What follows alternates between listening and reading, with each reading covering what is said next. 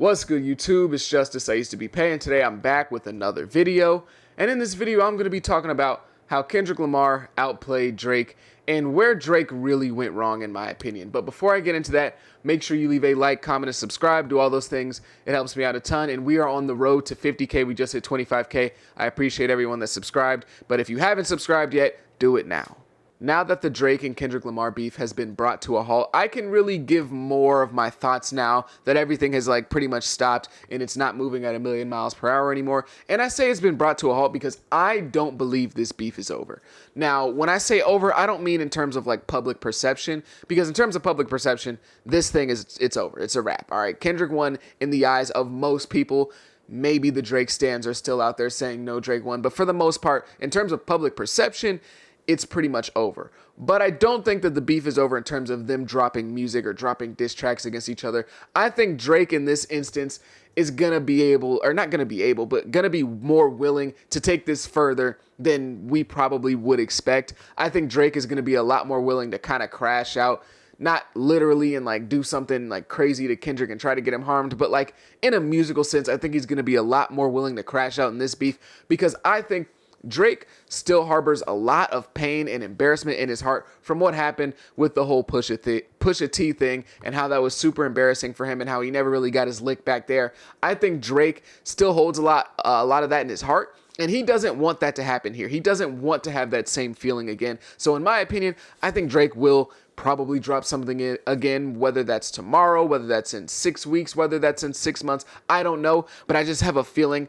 that Drake isn't really quite done yet. But in this video, I'm going to talk about how Kendrick outplayed him. I'm going to talk about the more strategy side of things. I'm not going to break down each bar in the lyrics and why Drake should have said this bar instead of that. I'm not going to do that. I'm just going to break down how this played out strategically, because I think this was masterful from Kendrick Lamar. A beautiful strategy that played out perfectly. And on the other side of things, there was Drake with pretty much no strategy. And if there was a strategy, it was really poorly planned. So that's really what I'm going to focus on here. I'm not going to really focus on the bars. I'm not going to talk about Drake posting stuff on social media, because I don't really think that mattered as much as people made it out to be.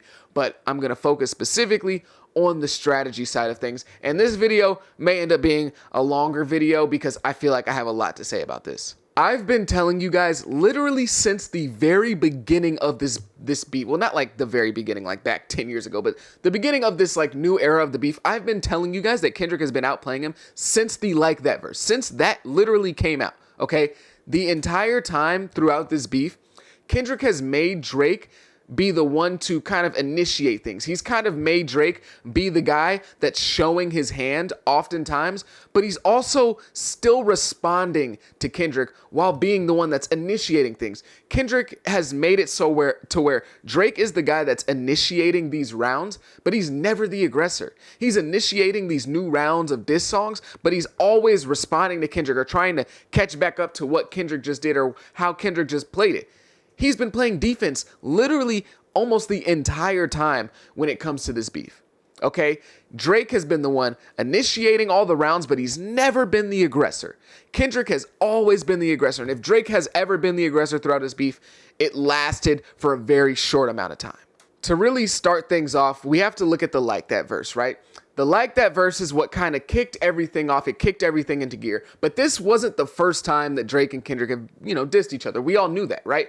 They've been going back and forth for years with subs throughout all their albums, throughout all their music, right? There's subs there for Kendrick and Drake, but nothing super, super direct to the point in which, somebody says something and we look immediately at the other guy oh my God, what are you going to say about what he just said about you? There was nothing that was so direct to where the public, the general masses all picked up on it, okay? It was stuff that us hardcore rap fans looked at and knew, okay, that's about Drake, okay, that's about Kendrick. But the average rap fan who, really doesn't listen that deeply to their music or isn't that big of a fan of them or maybe doesn't listen to rap all day, they were probably just not paying attention or didn't really realize what was going on.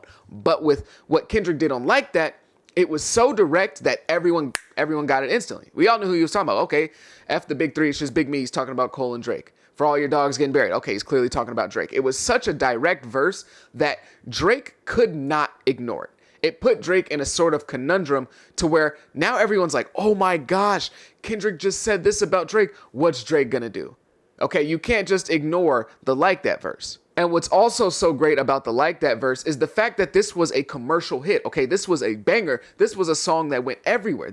And that was on purpose, in my opinion. I think it was on purpose. Now, obviously, Kendrick couldn't control the fact that the song literally went #1 and was the biggest song in the country for a couple of weeks in a row. He can't control that. But this was very obviously made on purpose to be a banger song, and Kendrick jumped in there and dissed Drake because he knew Drake would have to respond. Everyone would hear the song. It's a banger. It's a club anthem.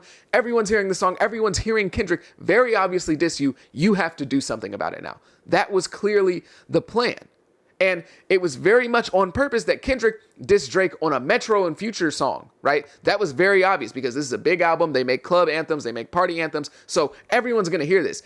If Kendrick would have did this verse where he's going at Drake on like a random Baby Keem song, people still would have heard it, but it wouldn't have had that same impact that the Like That verse had. So with the crazy impact that the verse on Like That had, we all knew Drake had to respond, right? Everyone was looking at Drake, oh my God, what are you going to do? But what's so masterful about this play, what's so masterful about this move with the verse on Like That is that it's not a diss song.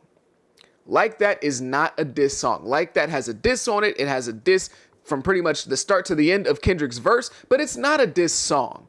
So essentially, before the first round even really began of this battle, he had the leg up on Drake because Drake has to initiate the first round now because everyone's looking at him like, oh my God, you have to respond to this. But Kendrick didn't even drop a real diss song. So what he did was now Drake has to respond, right? We all knew that Drake has to respond to this. He has to create a full diss track, which he went on and did. But it was long theorized that Kendrick already had something planned for Drake. That was the rumor, okay? Like That comes out, and everyone's like, oh my God, he clearly wants Drake to respond to him. He definitely has some song ready for him. There were rumors he had a song waiting on Drake for 4 years or something like that. Like, we all knew that he didn't just jump out the window with this verse. He had something in his holster for Drake. And I guess now looking at it, hindsight, that was clearly the case. There was a rumor or somebody said that, Kendrick recorded all 10 of his songs that he supposedly had for Drake in one session and then just like updated it as time went on and as more stuff happened in the beef. So this was very clearly the case. So this put Drake in a very interesting position now. And this is something I said in the past. Drake had to respond to the Like That verse with his own diss track. But not only that, he had to be ready to respond to Kendrick's response to his response, because we all knew that Drake was going to get a response from Kendrick once he initiated it with the first round of the diss tracks. So Drake, from the very beginning, was already being outplayed. He had to respond to Like That, and he had to respond to a diss track that he didn't know what was on it. He didn't know what Kendrick was going to say. He was walking into this battle pretty much blind because Kendrick put him in a stranglehold. He put him in the walls of Jericho before the match even started, before the ref even rung the bell. Drake had to enter this beef, this diss track beef with one of the greatest rappers of all time, specifically of this generation, not knowing what his opponent had on him, not knowing what special abilities, what finishing move he had saved up this entire 10 years he had been waiting to initiate this beef with Drake. But it wasn't all bad for Drake, okay? He comes back with push-ups, and despite the weird, leaking situation and that whole thing being kind of funny and waiting a week before it was like officially on like any platforms or anything like that, despite all that, it was a good response. I like the song a lot. Most people like the song a lot. Most people thought it was a good diss. Most people were like, okay, Drake, he came back with some kind of fire, right? And on the song, obviously, he's mostly going at Kendrick, but he kind of goes at everybody. He goes at Future, he goes at Metro, he goes at Rick Ross. And honestly, that ended up being a theme all the way through to the end of this beef, in which, most people look back on that and said, okay, in hindsight, that probably wasn't a very good idea to talk about everyone and not really just focus on Kendrick Lamar. But, in the moment, it wasn't that bad of a move. He still mostly talked about Kendrick, but like all of these dudes had dissed Drake, and Kendrick hadn't taken it to a place where it was like, all right, you need to focus on Kendrick. He just, had a little verse about him. So he gave him a song that was themed about him, but wasn't all strictly about Kendrick. You know what I'm saying? So it wasn't like a bad move at the moment, but in hindsight wise, yeah, it probably wasn't the best move. But the moment where Drake really lost the beef, but like he didn't actually lose the beef, is when he brought up Kendrick's wife, Whitney. When he name dropped Whitney, that was the moment where he lost the beef, but we didn't know it yet. It wasn't like he did it and then it was like, oh man, it's over. It was like something that happens, like a chess move that happens that you look back on after the game is over and you're like, man, If he didn't do that, this probably would have played out differently. It's kind of like to compare it to something like in the NBA, right? When a team makes a really bad trade in an attempt to go get a championship and it kind of ruins everything. And in the moment, you weren't really thinking, man, this is going to ruin the franchise. But after a while, you're like, yeah, that was probably a really bad move. Kind of like the Lakers when they traded for Westbrook, right? They traded for Westbrook. Oh my God, we're going to get a ring. Looking back on it, they probably should have kept that team together. There was no need to add Westbrook to the team. Or for all my wrestling fans in here, this was Drake's WCW finger poke of doom, right? This was the finger poke of doom. That didn't necessarily kill everything when he name dropped. When my bodyguards like Whitney, that didn't kill the beef. But that moment right there, that move that he made strategically, which was really poorly, it made it so this beef was only heading one way. It was only going down this one path where it was going to end bad for Drake. Now, that doesn't mean that Drake didn't have his moments on the way down that bad path. He still did his thing here and there. There were some good moments for Drake, don't get me wrong. But that bodyguards like Whitney was the moment that kind of predetermined the end to this whole beef. By mentioning Kendrick's fiance, wife, whatever she is, Drake officially opened the door for this to now become personal. Now, maybe it gets there either way. I'm not going to lie, because clearly these dudes really don't like each other. But Drake being the one to initiate it literally just makes no sense in my opinion. Because when you look at both Drake and Kendrick's personal lives, it's very clear who's the guy that you can more easily poke holes into their like character, personal life, and family life. Like, Drake is living the nightlife. He's, getting with a whole bunch of women. He's, his baby mama's a former adult film star. He's at strip clubs all the time. The whole thing about hiding his son, potentially having like pill use, issues, BBL abs, him always trying to like ride the new artist wave, or, that's what people say about him. And then of course, like the very questionable history that he has with teenage girls. Like, you know what I'm saying? Like, so, it just didn't make a lot of sense to me for Drake to be the one to make this a personal thing by bringing up Kendrick's woman. Now, to play devil's advocate to my own video, I could see Drake being like, okay, if I can make this personal, I can kind of like destroy Kendrick's like perfect family man image, and I can break that character and it could be massive. But it just didn't make a lot of sense in my opinion. Like, he was trying to bait out Kendrick to drop the personal stuff that he knew on Drake or any new info that he had on Drake, but it just didn't work in my opinion. So like, I guess I can understand what he was kind of going for. Like, oh, everyone already knows that I live this, kind of wild nightlife, superstar, rock star lifestyle with a whole bunch of women and, baby mama issues and my son, not, all that stuff. Like, I could kind of see him being like, oh, everyone already knows this about me, but nobody knows this about Kendrick, so I can do that to him. But I wish at the time somebody would have told him like, bro, this just isn't it. I'm not going to lie. Drake then followed up Push-Ups with Tailor-Made Freestyle a week later, which was, let's just say a choice. But, the song has AI Tupac and AI Snoop Dogg on it.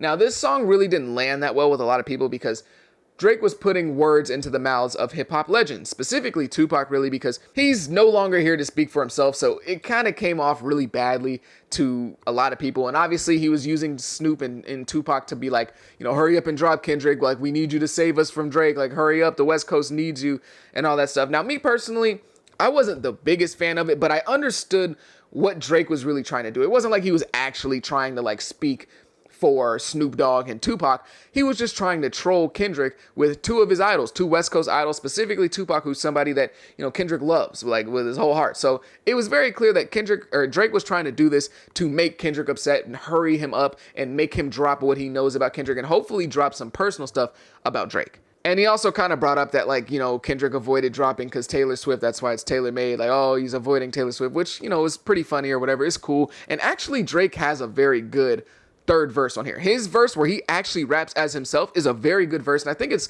low-key slept on. I think that was actually really good.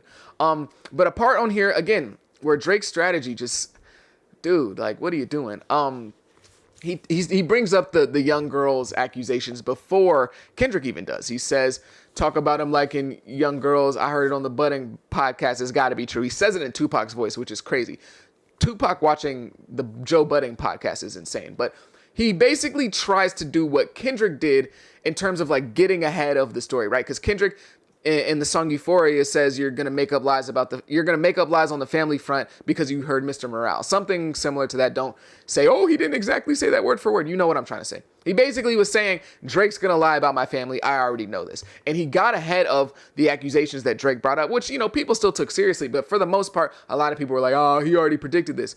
But Drake tries to get ahead of Kendrick saying that he likes underage girls. And I get it. You're trying to take steam away from something that's like a really horrible accusation. But in this case, it just doesn't work like that. Like with that type of accusation, you can't be like, I knew he was going to say I liked young girls.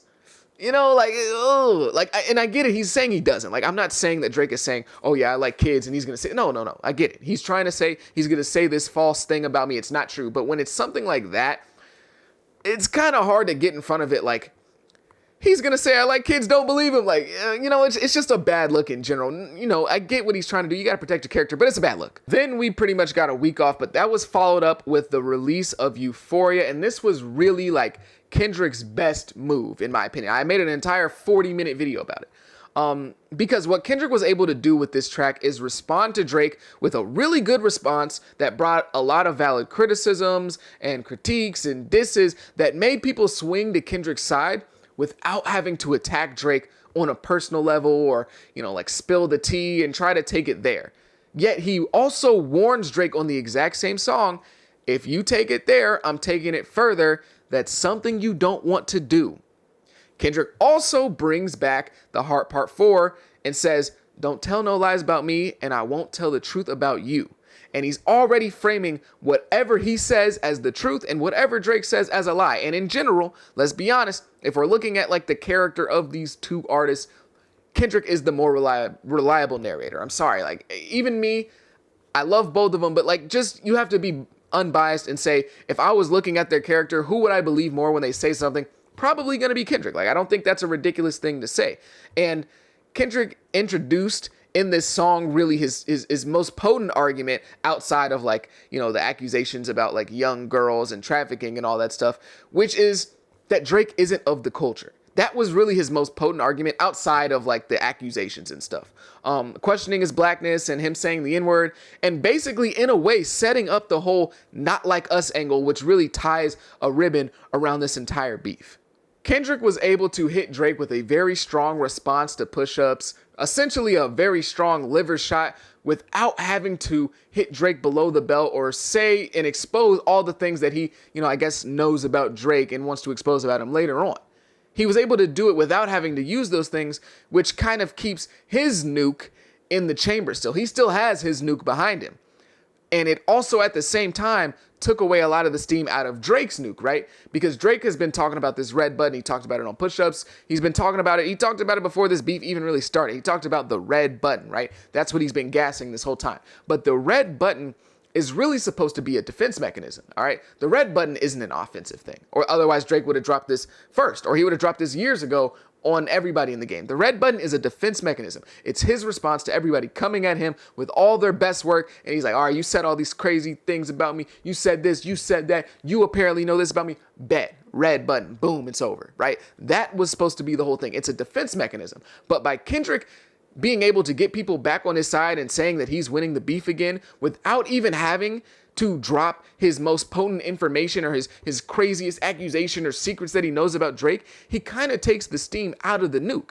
Because when it comes to this specific beef, you don't want to be the guy going first. You don't want to be the guy showing your hand first, showing what you know about the other person, giving the other person the ability to now work off of what you said and move with whatever they got to say about you. Because when your opponent in this beef is Drake or Kendrick Lamar, two of some of the best rappers ever, you don't want to get into this beef and be like giving them what you already know. It pays to go second. It really does. It pays a lot to go second in this beef. And by not giving Drake what he wanted in terms of like dropping some personal information or hitting Drake below the belt with some crazy accusations and stuff, he took a lot of steam out of the nuke, the red button. And also at the same time, he predicted that Drake was going to make these accusations about his family, again, taking some steam out of the red button. Then Kendrick hit Drake with like a little mini back-to-back when he dropped 616 in LA. And the most important thing about this song is that he's telling Drake, there's a mole in OVO. This song was kind of like a beef interlude, right? It wasn't like a super serious diss track. It was just like, hey, bro, what if OVO's working for me? And he also gave us a little bit of a sneak peek of what he was talking about with the cover art and having some of Drake's alleged belongings. Now, this song, in my opinion, was more bait for Drake. This was Kendrick making sure that Drake was responding that night, because we all kind of know that Drake was, or well, we knew because he kind of had a little bit of a pattern of dropping on a Friday night. So it was like, okay, Kendrick with 616 was making sure Drake dropped on Friday. He's like, you're gonna drop Friday because now I'm dropping even again. I just dropped twice on you. And I'm saying there's people on your team that work for me. You gotta drop. So in a way, 616 was him making sure Drake dropped that night. He made sure Drake dropped his red button. He pressed the button. He dropped the nuke. And that's what Drake did. Then we finally get the bombs. Okay, on Friday, Drake releases Family Matters. And let me tell you, okay, he pressed the red button. He releases Family Matters, the song and the music video. This song is excellent. I think it's understated how good this song really is, okay? It's a great track. I understand why this was the red button. I know people still think he hasn't. This was the red button, okay? It was. I understand why this was the red button, okay? The 3 beats on here, fire. Drake's verses, fire. He goes crazy on this song, and he gets everyone out of here. Everyone, which, again, in hindsight, probably not the best idea. Probably should have focused on Kendrick. But still, at the time that this dropped, this was insane. This was amazing. This was like the peak of the Drake stan like moment right here. The Drake stans were going crazy when this dropped, okay? This was fantastic, a great song. And if this song was allowed to sit on people a bit more, I think that people would be talking about this a little bit differently. I think it would have been received a little bit differently because people acknowledge that this is a good song. But I think people would be talking about this song like it was a generational diss song, because that's what I think it is. I think this is a generational diss song. This thing is this is beautiful from start to finish. He starts off talking about Kendrick. In the middle, gets everyone outside of there. A$AP Rocky, get him out of here. Rick Ross, get him out of here. Metro, get him out of here. The Weeknd, get him out of here. Then finishes it up talking about Kendrick again. It was great. It was great. But the way that Kendrick played this was perfect. Absolutely perfect. Because in my opinion, if damn near any other rapper is on the other side of the barrel, I know you guys are gonna be like, well, what about this? Almost any other rapper was on the other side of the barrel. When it comes to this song, this beef might have been over. I'm not gonna lie. If it was almost anyone else, this one might have been a wrap. When Kendrick dropped Meet the Grams, like 30 minutes after Family Matters dropped, it took all of the wind out of Drake's sails. Okay, not only did it dampen Drake's release, but it created a crazy narrative. Because what happens when somebody drops a diss song, right, is like everyone's excited. Oh my gosh, there's drama. People love drama. They're excited because the diss track. Oh my gosh, what is he saying about this person? So the person that drops the diss track, in this case Drake, is hot, right? They're super hot. They're super trending. They're super viral because they just dropped a diss track and people love drama. But also at the same time, whenever you drop a diss track, the other person gets hot as well, right? The other person, everyone's like, oh my God, he just said this about you. What are you going to do, right? That's just how it goes. So whenever somebody drops a diss track, they get hot, but the other person also gets hot because everyone is going to be now looking at the other person for a response. They're all like, what are you going to do? It's kind of like when everyone's roasting each other, it's a real roasting session, and somebody lets off a mean joke, like something crazy, and everyone looks at the other person like, oh, like, what's he going to say back? What's he going to say back? That's what happens when you drop a diss track. So for Kendrick to respond in 30 minutes, that alone creates a crazy narrative. That alone got people on Kendrick's side. Like, Drake just dropped his best and most calculated punch, and you responded in 30 minutes? That's insane. Because, people are like, how long it normally takes to drop a diss track, right? You got to write your bars. They got to be clever. They got to be interesting. They got to be, shocking to some people. And then, of course, just how long it normally takes to make a song. You got to mix and master it. You got to have an engineer, and you got to do all these things. You got to upload it. Like, it takes a long time. So it was very clear that Kendrick had this planned already. This was already something he knew was going to happen. Drake was going to drop, and then he was going to respond immediately. And again, Kendrick talks about Drake making stuff up about his family. Now, he doesn't like predict what Drake says word for word, but the fact that he knew what angle he was going to take creates the narrative like, oh my God, this dude Kendrick's a genius. Like, he already knew. This was a beautiful plan. And what's also beautiful about this move of dropping right after Family Matters and dampening the release is that it takes away the solo identity of Family Matters, right?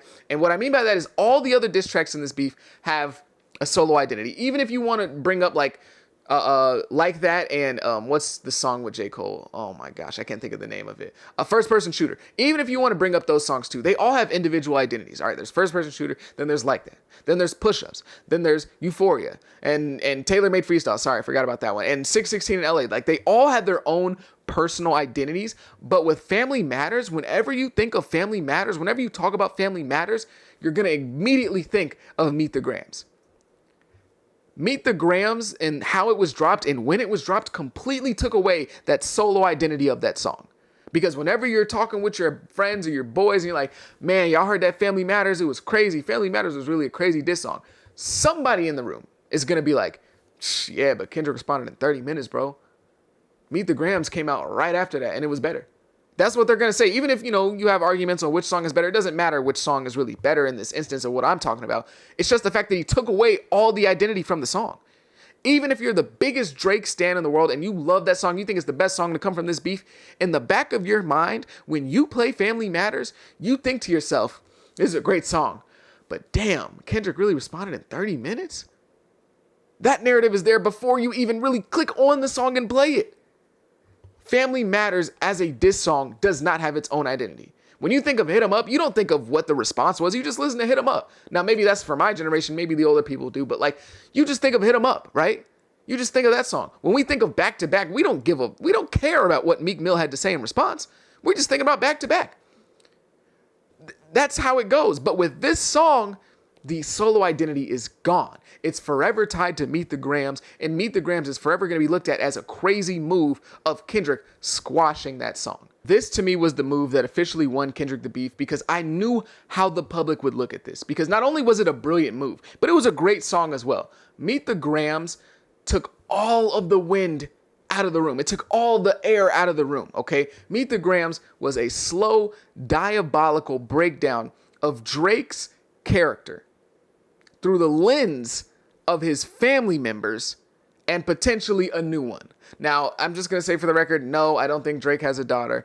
No, I don't think Kendrick, his kid is Dave Freeze. No, I don't think Drake is running a trafficking ring through his house. No, I don't believe Kendrick actually put his hands on his woman, and that's just because there's no real proof of any of these things. Meet the Grams took all that bravado, turned up, lit energy that Drake had on Family Matters and just took it all out the room, okay? Because this beef kind of went from like a roasting session between maybe two people who don't really like each other that went a little too far. They went a little too personal. They start talking about moms. They start talking about family members and dead family members and all that type of stuff. He turned it from that into a deep personal reading of a horrible person that needs to be publicly humiliated and ashamed. That's what he turned this into. He took all that litness that was in the room and just dragged it out of there. This went from roasting the kind of corny guy at work to exposing a Weinstein level threat to society and needing the entire world to know about it. Okay. He quickly and utterly shifted the mood. The man told LeBron and Curry to keep the family away. Hey, LeBron, keep the family away. Hey, Curry, keep the family away. He told them to keep their family away from this man. That's the type of stuff he did. That's the type of shift he went to dampen all that cocky, I got my shoulders up energy that was there for Family Matters. And what he essentially did was take all the air out of Drake's lungs and he took all of Drake's ammo away. Drake's ammo was now gone. He emptied the clip, but the man wasn't dead yet. That's what happened to Drake. He planned his entire strategy, at least it seemed like. He planned everything around Family Matters. Everything was red button this, red button that, red button this, red button that. He thought that song legitimately was going to end it. And honestly, I don't know if I blame him. It's a great song. I get it. He thought that was enough. But Kendrick seemingly had his entire strategy planned around that red button as well. He did everything in his power to basically diffuse it. Okay, he did everything in his power to get ahead of the story and try to take away power from it. And then he not only took power away from it by already predicting what he was going to say, but by dampening the release. This was basically the equivalent of like those old cartoons where like it's two characters trying to like hurt each other. They hate each other. They're always like pulling these like dangerous practical pranks on each other, right? This was the equivalent of one character walking up to another with a bomb where the fuse is lit and it's going down the little stem thing. And the other character just licks his fingers like that and grabs the fuse. And now the bomb doesn't explode. That's basically what Kendrick did to the red button. And then to end it all off, Kendrick brings it home with the song Not Like Us, and this was the end. After this, Kendrick officially won the game. Not Like Us is basically a victory lap. It's like when you get the ball and you dunk it after you're already up 20. You just want to dunk it just to be disrespectful one last time, just to really make sure your opponent knows that it's over, bro. And after dampening the mood and making the whole room go quiet and really think about Drake and his character, he comes around and now clowns him. He went from like the very deep and dark exposure of Drake that made everyone reflect and be like, man, this dude might really be a sicko. Like, you know, who really is this guy? That's really what the whole world was doing after Meet the Grams. Now he comes in and clowns on him for being a sicko. This was the knockout blow that everyone had been expecting. Okay, we all knew the rumors of Drake with, you know, potentially inappropriate relationships with young girls, and we all knew it was going to be brought up eventually. We all knew it was coming, and Kendrick saved it for last, and he saved it for the best club anthem song to do it as well. Okay, this is the song that's going to be played everywhere. This is the song that everyone's going to be coming back to. This is the song being played and will be played at parties, at kickbacks, at clubs, at football games, at HBCUs, like Joe Budden said. Like, it just has a whole bunch of quotables through the song. Baka got a weird case. Why is he around? Beat your ass and hide the Bible if God watching. What's OVO stand for? The other vaginal option. Freaky ass dude. He a 69 God. Certified lover boy. Certified PDF IL. I'm going to pronounce it like that to not get demonetized. And of course, arguably the most memorable part, trying to strike a chord, and it's probably A minor. Which is funny because that's what Drake kind of tried to do with the whole day free thing.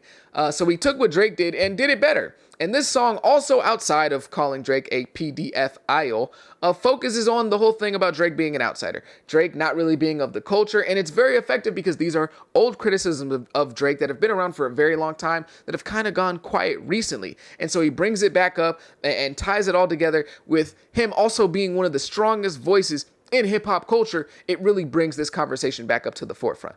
Kendrick having this in the tuck after Drake released his nuke is the exact reason why I said going second is always better in this case. Now, that's not for me to say that if this song came out and then Drake dropped Family Matters that people would be saying Drake won. Who knows, right? I'm not saying that, but it's definitely a lot better for the other person to drop their nuke and then you to follow it up afterward. Because I guarantee you this would have went a lot better for Drake if he had dropped Family Matters after Not Like Us. It would have went way better.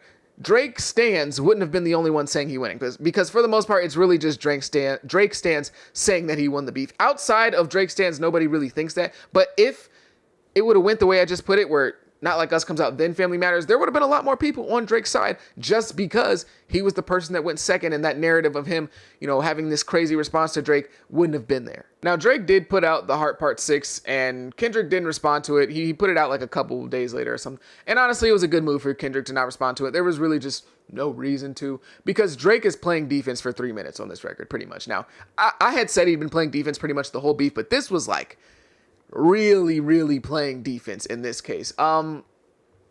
He does still bring up some stuff like, oh, you know, why does your baby mama follow Dave Free and she doesn't follow you? Why is Dave Free commenting under the pictures of the kids? Why hasn't Whitney came out and said that the abuse allegations aren't true? But for the most part, people just weren't trying to hear it. Whether that's fair to Drake or not, they just weren't trying to hear that, bro. I'm sorry. Like, you know, some decent points, but nobody had really been trying to hear it. It was just very clear that Not Like Us was going to the moon regardless, so there was no point for Kendrick to try to respond to that record. Not Like Us pretty much drowned out anything that he said on the Heart Part 6. Nobody really cared. Just being real, that's the truth. Not Like Us was the knockout blow. At least as of right now, maybe Drake could possibly come back with something because, you know, he is Drake. He's very good at making hits, so he could, but like, that was the knockout blow. It was. And a lot of the record of The Heart Part 6 is literally just Drake being like, guys, I swear I'm not a PDF aisle. And I know people were making fun of him for saying like, oh, like, you know, I'm too famous to do that. Like I would have been arrested and, you know, somebody would have said something. Like I get it. People were making fun of him because that's not a good response to being accused of those things.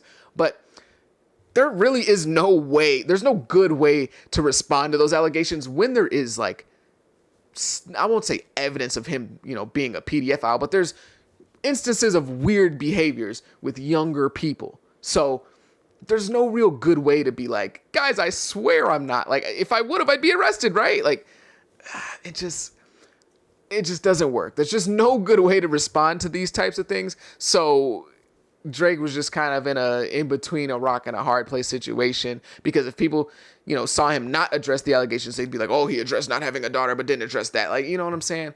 But I do think Drake, like I said earlier, will return and will drop something against Kendrick, because I think he still carries a lot of that hurt from the Pusha T thing. I think he wants to get his lick back on Pusha T, but never did. And I think he's not going to walk away without giving it his all in this instance. I think he's going to lick his wounds and come back later, because, you know, the Pusha T thing was humiliating for Drake, but like Pusha's not Kendrick, right? Pusha doesn't have that type of clout. He doesn't have that type of cultural currency. He doesn't have that type of pop culture currency. Like, he's just not that big, right? So even though it was embarrassing, he could still kind of move past it. And also at the same time, he was just kind of making fun of Drake for potentially being a bad dad. Now that's obviously a bad thing, but that's not the end of the world in terms of like worst things celebrities can be. A lot of celebrities are really bad dads. Kendrick was just on a song with Future. Like, he's not being accused of being father of the year either. So that wasn't the worst thing, but Drake's literally being called a PDF aisle now. That's real. That's what people are talking about. I was recently at a Gunna concert the other day, and everyone in the crowd, when the DJ played Not Like Us, sung collectively A minor. Everyone sung that. That's the reality of the situation now. So I think Drake is going to be way more likely to crash out in this instance. Plus, with the whole like, oh, I sent Kendrick a fake mole thing, whether the mole's real or not, whether Kendrick actually has insider information or Drake set it up, this was just handled poorly in my opinion.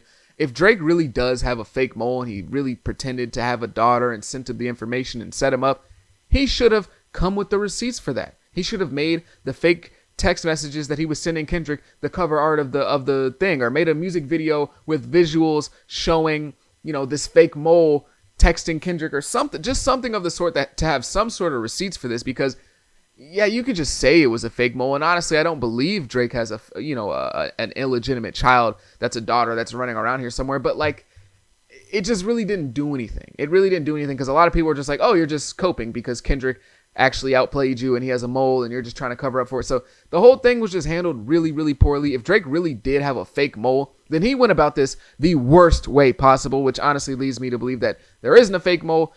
Kendrick just doesn't really have a real mole. He might have some information that he knows about Drake, and somebody might have told him a rumor that they heard, but it's not like somebody personally in Drake's camp. But who knows? We really don't know until all the receipts are out yet, and they still aren't. So that part alone with the whole fake mole thing was just handled really poorly. Now, it's always easy to kind of point out what someone did wrong and be like, see, that was bad. You shouldn't have did this. You shouldn't have did that. But I'm going to give my opinion on what Drake really should have did. In my opinion, he should have kept all that like Whitney, Dave Free, possibly not his kid stuff, the abuse stuff. He should have put that in his back pocket, okay? I'm not saying he shouldn't have used it, because it's a rap beef and pretty much anything goes. But he should have put it in his back pocket. He should have not been the one to make this a personal thing. He really shouldn't have, okay? It just made no sense, and it ended up biting him in the butt in the end of things. And I know it's easy to say in hindsight, but I was saying this from the beginning, because if you're Drake in this situation, right, like let's say hypothetically you're Drake, you got your 21-year-old girlfriend in the background somewhere. You know the type of things that people say about you. You know people are going to call you the P word. You know people say that about you. And so you know it's probably not too far of a stretch to say Kendrick might do the same thing. And you know that people think they have evidence of this thing. Now, whether it's all just, random coincidences of people taking stuff and grossly exaggerating what actually happened, maybe that's the case. Maybe he hasn't done anything wrong. Maybe you're Drake and you're really innocent and you've done nothing wrong and people have just grossly exaggerated these situations. Even regardless, you know that that's a possibility. So you should try to stay away from that as much as possible. As much as humanly possible. You should stay away from these really, really personal texts, because you know that's coming. All it takes is for Kendrick to make a catchy jingle calling you that word and you're cooked. And that's exactly what happened. In my opinion, what Drake should have done is really attack Kendrick's image, which he kind of did with the whole, like, maybe he hit his woman thing. But, like, most people really don't believe that. There's not a lot of proof. So it didn't really work. But I mean more so like his rap image, his hip hop culture image is what he really should have did. He really should have attacked that. And he kind of tried to do that, but it just fell really flat. When he said, you just acted, or no, sorry. He said, you always rapping like you about to get the slaves freed. You just acting like an activist. It's make-believe. Don't even go back to your hood and plant no money trees. Now, he tried to kind of do what I'm alluding to here, but he just missed. And maybe that's because he's not really part of the culture. Maybe that's really what it is. But bringing up the slaves in this instance, it just doesn't really hit. Like, black people don't really play about the slaves like that. So if you're going to bring up the slaves to make a point, it better be a good-ass point. It better be a great point.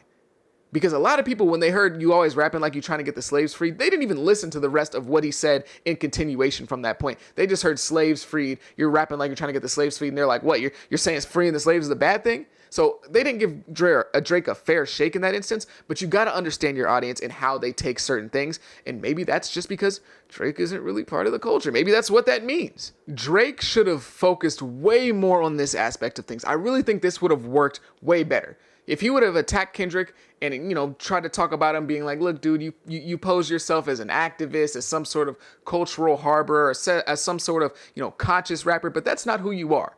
Because that's a big part of Kendrick's image, being like a high IQ, in the culture guy who's fighting for the people. That's a part of his image. He should have attacked that. That would have been way more effective than trying to start like some rumors about Kendrick's family, at least in my opinion. If anything, Drake should have painted this in a light of like, you are just like me. You just don't accept it. That's what he should have done. He should have literally titled a song Just Like Me. Literally. He should have named a song Just Like Me and talked about how the reason that Kendrick really hates Drake, you know, he talks about hating the way he walks, the way he says the N-word, all that stuff. That's not why he hates him. That's what Drake should have said. He should have said, that's not why you hate me. You hate me because you know you're just like me, except I get to live like myself freely. Well, you don't. You're like me and you hate yourself for it. So in return, you hate me. You reflect onto me. You want to be like me, except I live my life freely. Everyone knows I'm upfront about my stuff. You hide all your stuff in the closet. Okay, Drake could have talked about them doing the pop songs, and, you know, he did talk about it to a certain extent, but he could have went a little further, right? He talked about, you know, Kendrick getting on these pop songs and doing the Taylor Swift stuff, right? Because Kendrick brought up the fact that Drake's an outsider of the culture. He wants to do this and be popular and all that. He wants to be famous. Nobody wants to be famous. That's just you, Drake. If I was Drake, I would have been like, yeah, you say I want to be famous. I want to be in pop and all this stuff, but you were on those Taylor Swift songs too. The only reason you're mad at me for doing the pop stuff, well, Drake was never on a Taylor Swift song, but you get what I'm saying. The only reason you were mad at me for doing the pop stuff is because you weren't as successful as me when you did it. That's why you're mad at me for doing the pop stuff, because you turned this into an angle of, oh, you're not of the culture I am, but you were doing pop right along with me. You were on Maroon 5's music. You were trying to leave the culture too. You were using hip hop culture and then doing pop stuff. You want to be like me. But the reason you hate me is you can't. And so because you can't be me, you hate on me. He could have talked about Kendrick being a fake activist, saying that, look, you built your whole career off being for the people, fighting for the culture. You made an entire album about the black fight. But when it was time to go outside and fight in 2020, you were silent. Okay, when it was time to really go outside and fight for the people and be an activist, you were quiet. You made all your money off being, you know, this activist, cosplaying as a Black Panther, talking about black pain in your music, but was nowhere to be found. You showed up to one protest in 2020 and called it a day. Now, whether all that would be true or not, it doesn't matter, but it would make people think. It might sound good. Drake could spin it in a way that might be like, ooh, that's a good point. Where was Kendrick in 2020? Where was he? He did all this. He made all his money. He made his career off being this fighter for the people. Where was he? It might have people thinking a little bit. Now, him bringing up the fact that Kendrick is the black messiah, wifing up a mixed queen, I thought that was a good, you know, a good little spin on it as well. That was a good little dig at Kendrick, but he didn't make that like the centerpiece of what he was talking about. You should have kept that kind of theme. Now, he also talked about Kendrick going into New York and living that bachelor life, but again, he should have took it further. He was focusing on the wrong stuff. He should have took that further and been like, You live the bachelor life in New York. We all knew you moved away from your family. You're not living with your woman no more. You out there doing whatever in New York. And the reason you're mad at me is because I do the exact same thing, but I don't have to hide it. You hide it because you want to keep this fake image of this family man, this cultural guy, this conscious rapper, this high IQ activist. But I'm out here living the exact same life that you live. You live it too. The only difference is I do it publicly and I'm not scared to be who I am. You're scared to be who you are because you know you're just like me and you hate me for it. A major part of Kendrick's attack on Drake also was him calling him a colonizer, saying he's an outsider, he's not really from the culture. And Drake did bring up like, oh, you don't even go back to your hood and plant any money trees, which, you know, that was a cool little bar. And even if it's not true, even if Kendrick does go back to his community and help out and spend a whole bunch of money in his community, it was a good little dig to throw in there because if it sounds good, people aren't really going to check. If there's no like big memory of Kendrick donated $1 million to Compton, nobody's really going to know about it and they're not going to check that deep. So he could have continued there. That could have been something interesting. But when it comes specifically to like that culture aspect of like, oh, Drake's not of the culture, he could have flipped that as well. He could have said, if anything, I've given more to the culture than damn near anyone. Okay, now obviously that wouldn't be true, but like, you know, half of the industry, he could say half of the industry is here because of my cosign. Because of me. Half of the industry. He could say, look, including yourself, I brought you on tour. Who's the first person to bring you? I brought you on tour. I showed you around the world. Who brought the week? Who discovered The Weeknd and put him on a worldwide showcase platform? I did. Who brought A$AP Rocky on tour? I did. Who gave Future some of his biggest hits, brought him into the mainstream audience? I did.